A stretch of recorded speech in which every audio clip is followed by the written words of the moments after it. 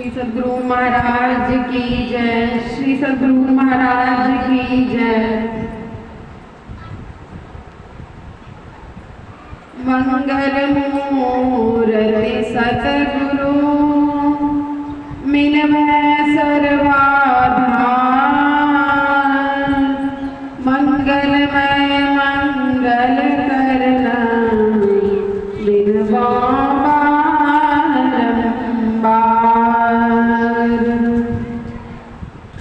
अखंड मंडलाकारं व्यापतं येन चराचरं तत्पदं दर्शितं येन तस्मै श्री गुरुवे नमः। परम गुरुवे नमः। परात् पर गुरुवे नमः। परमात्मा गुरुवे नमः। आत्मा गुरुवे नमः। आदि गुरुदेव अनादि गुरुदेव अनंत गुरुदेव अखिल गुरुदेव चरण गुरुदेव शरण गुरुदेव श्री गुरु महाराज चरणारविंद नमो नमस्ते।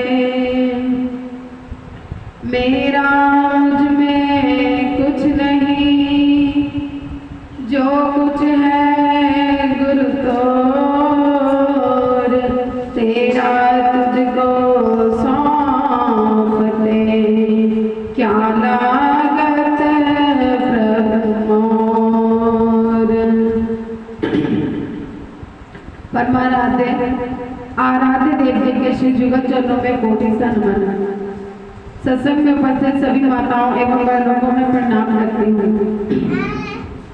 अभी आप लोग श्री रामचरितमानस से पाठ श्रवण कर रहे थे, जिसका प्रतिपाद विषय है रावण, प्रहस्त और अंगद जी का संवाद।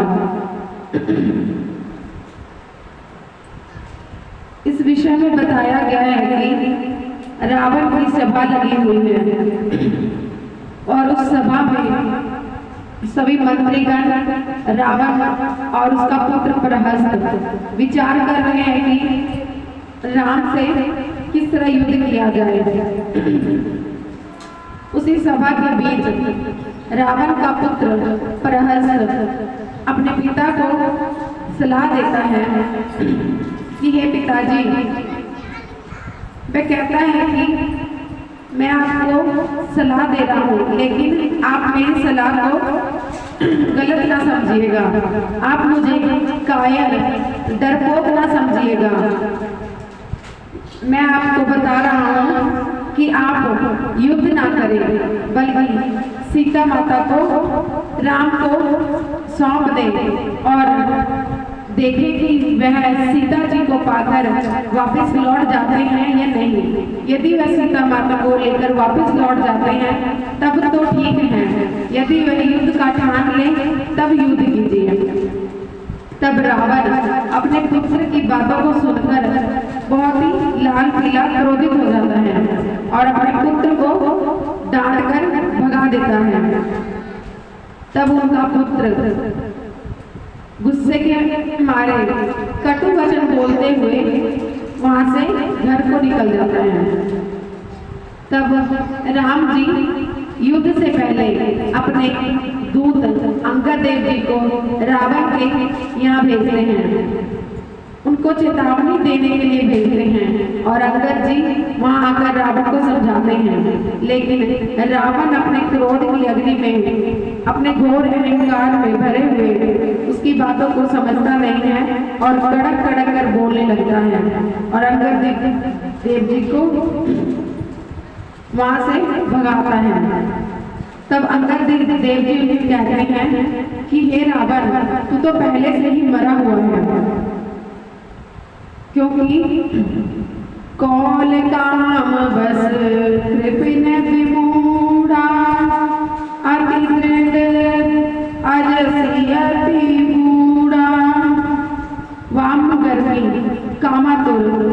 दस्यु, महामूर्ख, अत्यंत दरिद्र, कलंकी और बहुत बुरे लोग।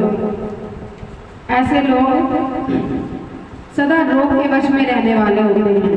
वे सदा क्रोध करते रहते हैं, भगवान विष्णु से विमुख रहते हैं, वेद और संतों से विरोध करते हैं। ऐसे लोग को मारने से कोई फायदा नहीं, क्योंकि वह तो पहले से ही मरे हुए होते हैं। जब अंगद देव जी की बातों को नहीं मानता है तो अंगद देव जी वापस लौट आते हैं और अगले दिन से ही युद्ध ढल जाता है। और युद्ध में एक एक करके सभी मर जाते हैं, उनके सभी राक्षस मर जाते हैं। रावण के भाई कुंभकर्ण और मेघनाद उनकी मृत्यु हो जाती है। इसके बाद रावण खुद रथ पर सवार होकर प्रभु राम से युद्ध करने के लिए आता है। जब वह रथ पर से सवार होकर आता है तभी रास्ते में उसके साथ बहुत से अपशगुन होते हैं। अपशगुन होते हैं तो महादेव और पार्वती जी का संवाद आता है। महादेव जी पार्वती जी को कहते हैं कि जो स्वप्न में संपत्ति, शकुन, कल्याण और मन में चैन नहीं मिलता, जो जीवों से द्रोह करते हैं, अज्ञान के अधीन वासनाओं में अनुरक्त रहते हैं, वे राम से भी विमुख रहते हैं।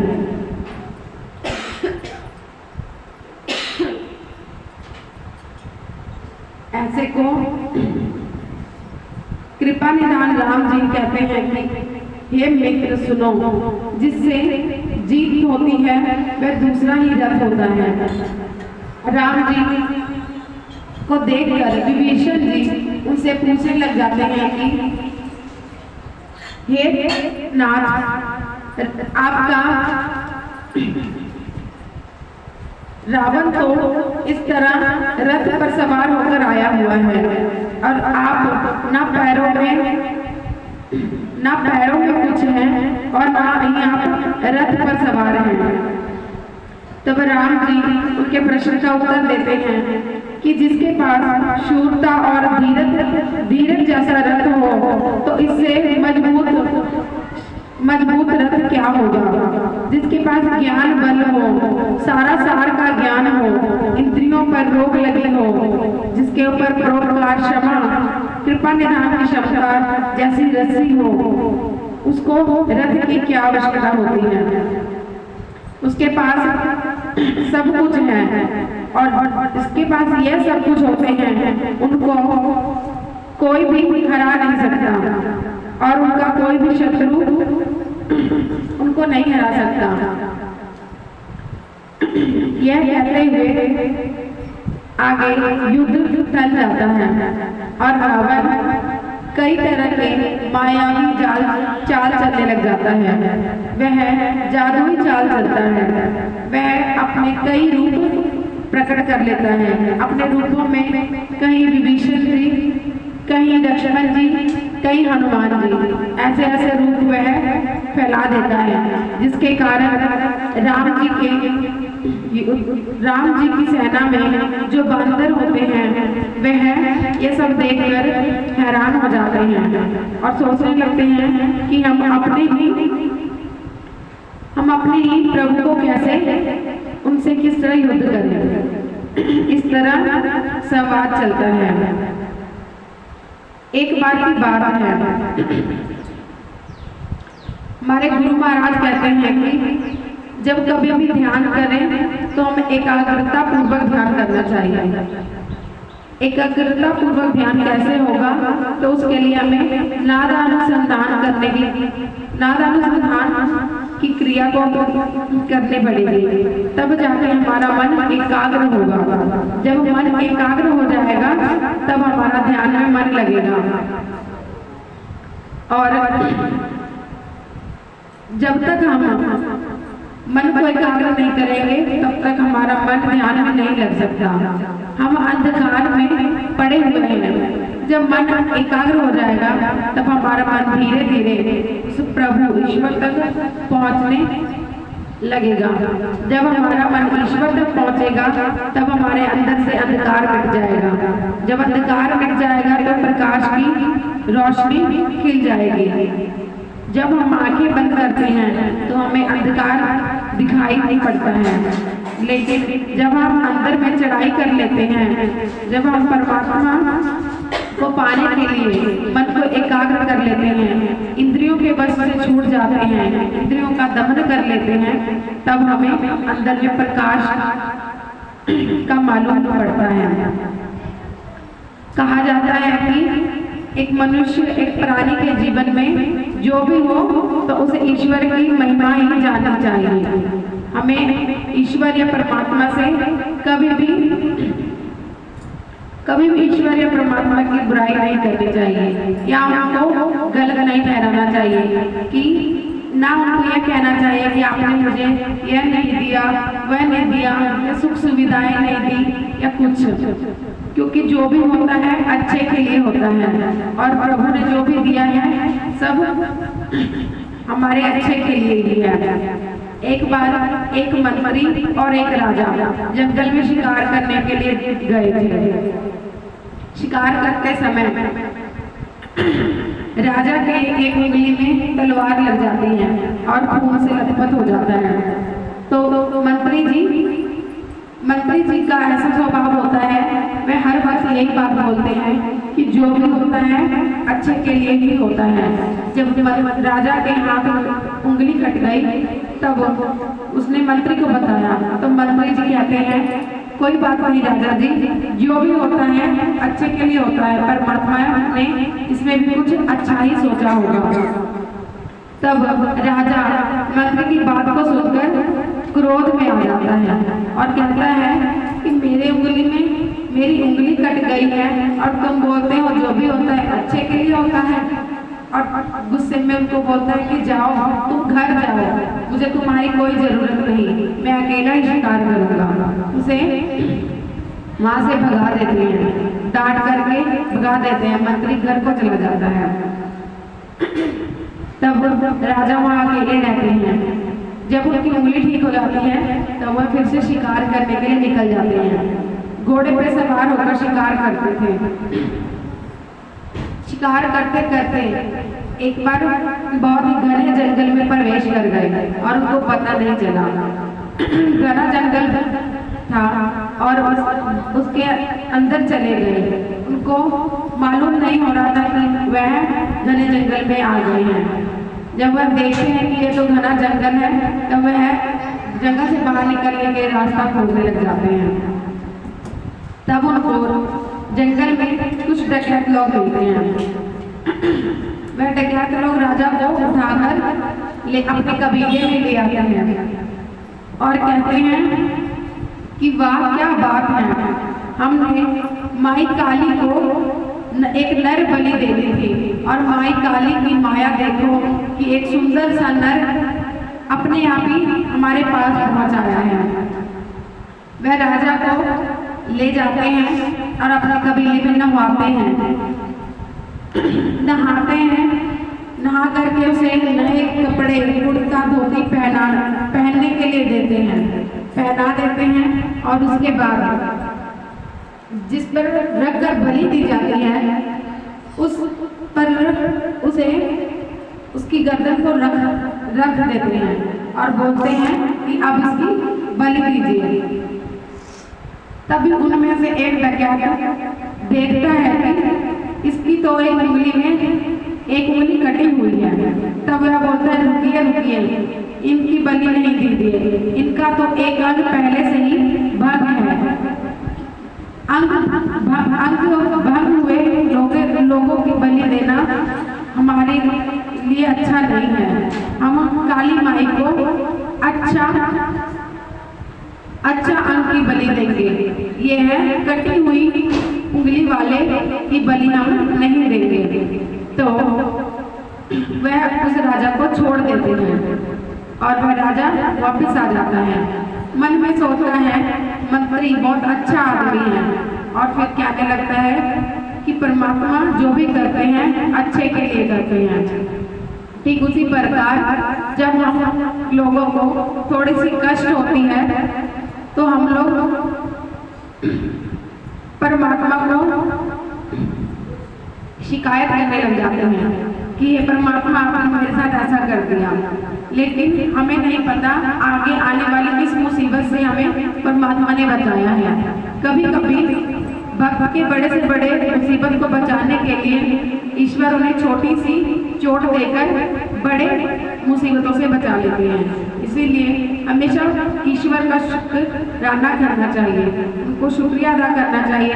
ये प्रभु आपने जो दिया है, आप जो कर रहे हैं अच्छे के लिए कर रहे हैं। इसीलिए ईश्वर पर हमेशा विश्वास रखना चाहिए। हमें हमारे गुरुमत सिद्धांत में आया है कि एक ईश्वर पर ही अचल विश्वास, पूर्ण भरोसा तथा अपने अंतर में उनकी प्राप्ति का दृढ़ निश्चय रखना, सदगुरु की निष्कपट सेवा, सत्संग और दृढ़ ध्यानाभ्यास, इन पांचों को मोक्ष का कारण समझना चाहिए। और पंच पाप, झूठ, चोरी, नशा, हिंसा और व्यभिचार, इन पांचों चीजों को त्यागना चाहिए, तभी मनुष्य अपने जीवन में सुखी हो पाएगा। हमें अपने प्रभु में अचल विश्वास रखना चाहिए, एक परमात्मा में विश्वास रखना चाहिए और उनको प्राप्त करने के लिए अपने अंदर उनकी प्राप्ति का अंदर बनाना चाहिए। कहा गया है हम मंदिर में जाकर जल चढ़ाते हैं, लेकिन किसी प्यासे को पानी नहीं पिलाएंगे तो मंदिर में जाकर जल चढ़ाने से कोई लाभ नहीं होगा। यदि प्यासे को पानी पिला दीजिए, मंदिर में जल ना भी चढ़ाइए तो भी प्रभु खुश हो जाते हैं, लेकिन प्यासे को पानी ना पिलाया और मंदिर में जाकर जल चढ़ा दिया तो वह लाभदायक नहीं है। और तरह तरह के भोग भगवान का चढ़ावा चढ़ाते हैं, लेकिन किसी भूखे को छोड़ देते हैं। मंदिर के बाहर जो भूखे लोग होते हैं उनको छोड़ देते हैं और अंदर जाकर तरह तरह के भोग लगाते हैं। तो कहा गया है कि वह भोग उसी समय राख हो जाता है जिस समय आप एक भूखे को अनदेखा कर अंदर चले गए। कहा गया है कि यदि हम परमात्मा के रचे हुए शरीर में उनके रचे हुए मंदिर में उनको नहीं खोज पाए तो हमारे द्वारा रचे हुए मंदिर में परमात्मा कभी नहीं मिलेंगे, क्योंकि यह शरीर जो है परमात्मा के द्वारा रचा गया है और सभी में जीव व्यापक है। वह जीव परमात्मा का अंश है। जब इस शरीर से जीवात्मा निकलती है तो यह शरीर का कोई मतलब नहीं रह जाता, यह शरीर मृतक हो जाता है और इसको कोई भी नहीं रखता, ना ही इसके आसपास कोई जाता है, इसको छूना भी पसंद नहीं करता। जब तक इसके अंदर जीवात्मा होती है तब तक यह शरीर हमारा है, और जब इस शरीर से जीवात्मा निकल जाए तो यह शरीर को जला देते हैं। इसी तरह यह शरीर भी हमारा एक मंदिर है जिसे परमात्मा ने रचा है। जो बाहर के मंदिर है वह इंसानों के द्वारा रचा गया हुआ है।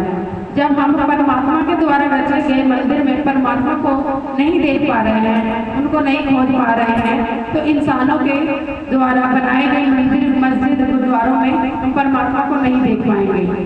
इसीलिए सबसे पहले अपने विचार, अपने अंदर दयालुता की भावना रखिए, अपने सभी लोगों से प्रेम पूर्वक दया भावना रखिए, सभी से अच्छे ढंग से विचार पेश आए और सब में परमात्मा को देखिए, तभी हमें परमात्मा प्राप्त हो सकते हैं। जब तक हम इन सभी जीव आत्मा, इन सभी शरीर में परमात्मा को नहीं देखेंगे तब तक हमें मंदिरों में परमात्मा नहीं मिलेंगे। इसीलिए अपने अंदर दया की भावना हमेशा रखनी चाहिए। हमारे गुरु महाराज जी बहुत ही दयावान थे। एक बार की बात है, एक गांव में एक औरत, एक माता जी बहुत ही बीमार थी। वह मरने के हालात में थे, लेकिन उनका विश्वास, पूरे रूप से विश्वास सदगुरु महाराज पर था। वह बीमारी में होते हुए भी गुरु गुरु का नाम रटते रहते थे। कबीर साहब ने तो लिख भी दिया है कि सुख में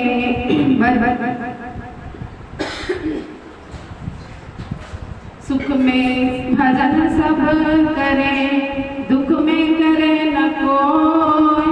जो सुख में सुमिरन करे, तो दुख काहे को होय। सुख में भजन करना सभी भूल जाते हैं और दुख में सभी प्रभु को याद करने लग जाते हैं। जो लोग सुख में होते हुए भी प्रभु का नाम नहीं विसारते हैं, उनको दुख आने की संभावना नहीं है। ऐसा मैं नहीं, ऐसा कबीर साहब जी ने लिखा है। वह माता जी बहुत ही बीमार थी, लेकिन उनका पूरा ध्यान सदगुरु महाराज पर था, पूरा विश्वास था। बिस्तर पर लेटे लेटे गुरु महाराज जी का नाम लेती रहती थी। जब वह ना बचने के हालात में थी, तो 24 घंटा गुरु महाराज जी को याद करती रहती थी। तब लेटे हुए बगल में ही उनके गुरु महाराज की तस्वीर थी, और जब वह दुख के मारे कहार गई थी, तो गुरु महाराज जी को दया आ गई और वह शरीर रूप धारण करके उस तस्वीर से निकले। जब वह तस्वीर हिलने डुलने लगती है, तो माता जी अचानक से डर जाती हैं और देखती हैं कि सामने गुरु महाराज जी खड़े हैं।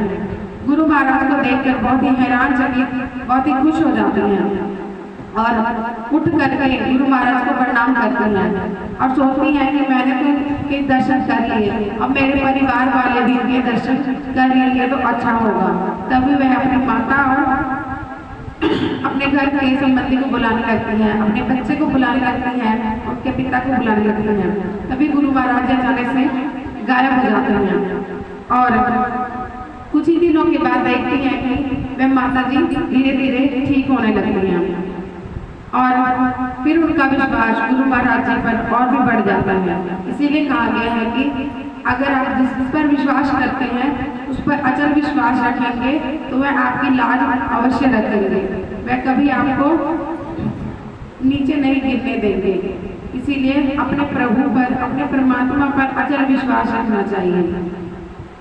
और जिस किसी व्यक्ति ने भी नामदान लिया होता है तो उनको अपने गुरु के बताए हुए नियमों का पालन करना चाहिए, क्योंकि जब हम अस्पताल जाते हैं, डॉक्टर के बताए हुए नियमों का पालन नहीं करेंगे तो हम तब तक ठीक नहीं हो पाएंगे। यदि डॉक्टर हमें दवाई दे दे और हम दवाई ना खाएं तब तक व्यक्ति ठीक नहीं हो सकता।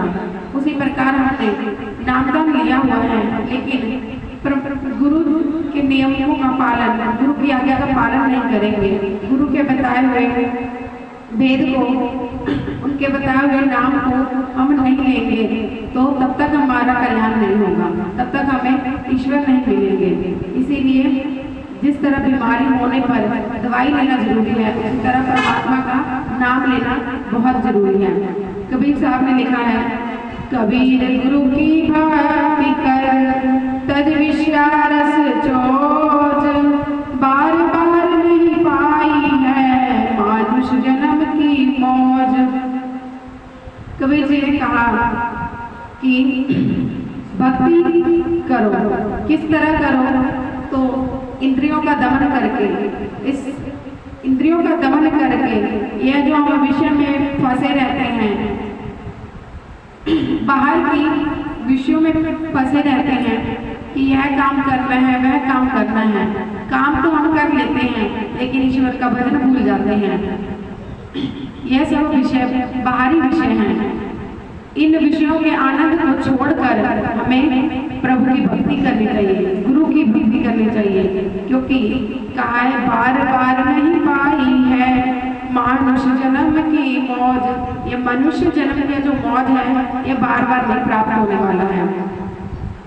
मनुष्य कर्मों के भोग को करने के लिए संसार में आता है, आगे पीछे कुछ भी हो उसे अपने कर्मों के भोग भोगने ही पड़ते हैं।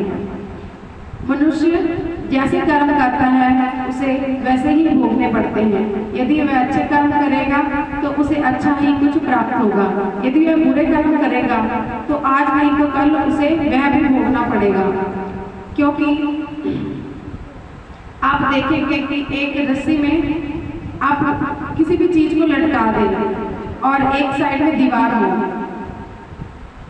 और उस रस्सी को उधर से फेंकेंगे तो कभी न कभी आकर वह दीवार से टकराएगी। कितना भी आगे चली जाए लेकिन लौट कर पीछे आकर दीवार में टकराएगी। उसी तरह हमारे कर्म है, जैसे कर्म करेंगे उसी तरह हमें भोगने पड़ेंगे, चाहे आज भोगे, चाहे इसी जन्म में भोगे, चाहे आगे जाकर भोगे। इसीलिए अच्छे कर्म करने चाहिए और हमें हिंसा नहीं करनी चाहिए।